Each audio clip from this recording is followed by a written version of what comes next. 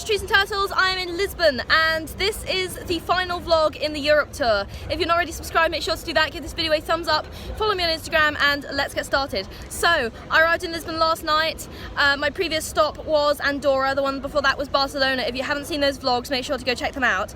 But it is a beautiful, beautiful day here in Lisbon and we are going to go explore it together. But first, I found this amazing little cafe and I have got this sandwich, and I've also got this, which I don't know if you can see. I'll just show you, kind of.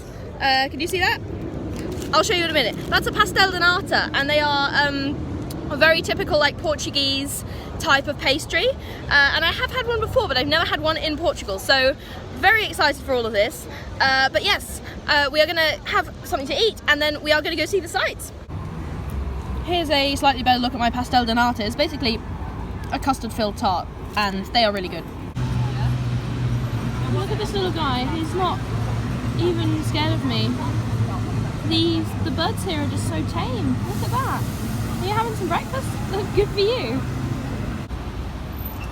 Now, I promised you sightseeing, so let's go. This is part of the Bairro Alto, which is part of the old town of Lisbon, and it's basically a bunch of sort of old streets and very historic buildings. And I'm going to just walk around and show you as we go. A big part of Lisbon is the sort of cable car system, and here is one that you can pose with. As you can see, there's an actual functional one, and then down there is the actual sea. So it's sort of like very hilly around here. This is a cool shot. Something else I really like here is the detailing on the buildings. This is a really good example. You can see that it's just sort of got like mosaic tiles and kind of goes all the way up. Here's a slightly better view of the sea, kind of all the way around. You can see the bridge over there, and then more hillsides and scenery. This area is pretty cool. It's just a little square with benches and trees and a nice sea view. Something else that's quite typical is these sort of like mosaic style tiled pavements. This is the oldest operating bookshop in the world. Wow, let's have a look.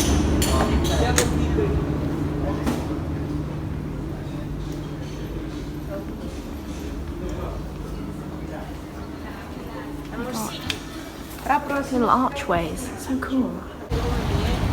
Okay, so up there is Lisbon Castle. This dates from the medieval period and it is the main sort of stronghold or fortress of Lisbon. I don't know if you can see up there, but it's got the Portuguese flag flying on top and it's kind of up on the hillside, hence why all these buildings are here surrounding it. Also in the same square is a statue of Dom Charles I on a horse.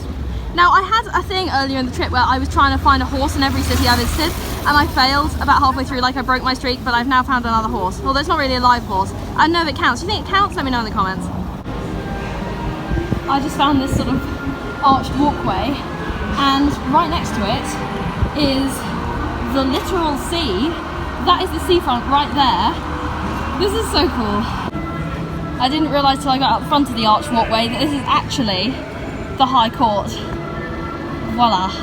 Look at that, like, sort of front entranceway. I am now at the Lisbon Aquarium. This is one of the biggest aquariums in the world and also one of the only ones with facilities to house a sunfish. So if I get to see the sunfish, I will show you because I'm very excited. But yeah, this is one of the big sort of like touristy things I wanted to do on this trip that I really couldn't miss, so I'm very excited that I've made it here. Let's go see some fish. So this part of the exhibit represents the Atlantic Ocean and its sort of ecosystem.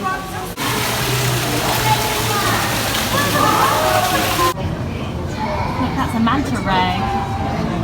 That's so cool. So there's a couple of sharks down there, and also in here, somewhere in here is a sunfish. So I'm going to see if I can spot it. There's the sunfish. You can see it's got a fin on top and a fin underneath. Can you see?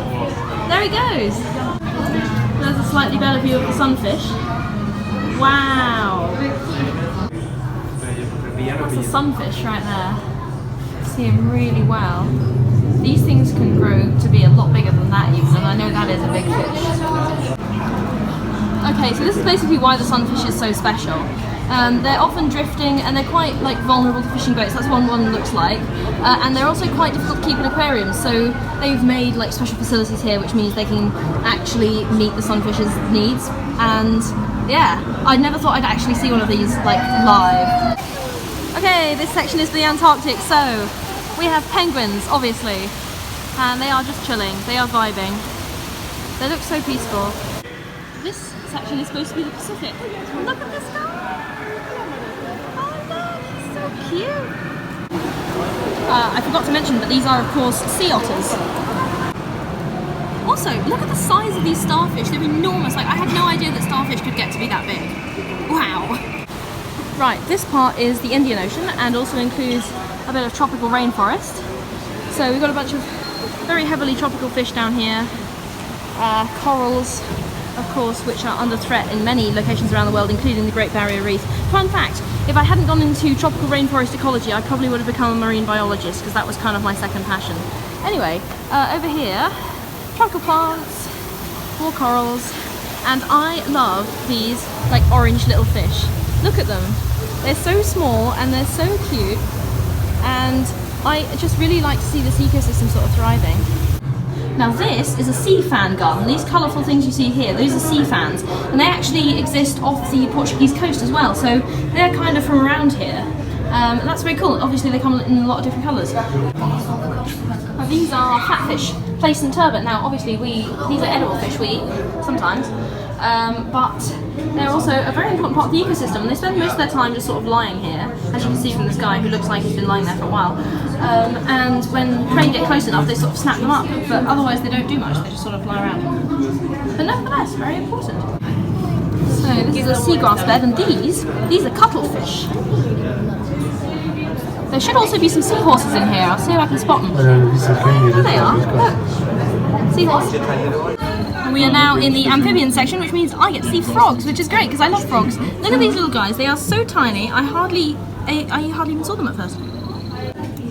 These frogs are described by the plaque above as vicious predators. And I should also note that all of these are like forest canopy frogs. So you'd find all of these in like a tropical forest, which is obviously something I'm like super interested in. These are sea dragons. That is, so you can see these are the plants, and that's the sea dragon. Very well camouflaged. I've seen these on documentaries, but never before, like in real life. Now, in this section we've got fish from like Australia. That is a Port Jackson shark, and these ones are actually bred in the aquarium. The other things we've got are old wife, which is like the sort of zebra-looking fish, and some magpie perch as well. These are tropical jellyfish, and the white spots on the sort of bell, like the top, are actually microalgae. So they use the little, as is common with jellyfish, they use the little stingers on the end to get their prey. And they sort of live kind of around the equator, which is the clues in the name, I guess, tropical jellyfish. These are fluorescent corals, and the fluorescent pigments that you can see here under the special lighting actually protect them from excessive sun exposure, so they're sort of like natural sunscreen, but it does mean that if you put them under this particular lighting, then they kind of glow. Clownfish. We've got to always got to look for the Finding Dory chic. This is an example of a mangrove forest. Mangrove forests serve a lot of purposes. Firstly, they act as a kind of coastal barrier, so they're very, very important from protecting coastlines for like tsunami damage. But another really important function that mangrove forests have is that they act as a fish nursery and like a little mini ecosystem. So the roots actually protect fish eggs and like fish, like small baby fish, from predators and from like excessively strong currents. So mangroves are actually a really important ecosystem. This is a special exhibition they've got on to sort of showcase underwater plants or underwater forests that was designed by this guy who was a photographer and created a bunch of freshwater aquariums. So here we go.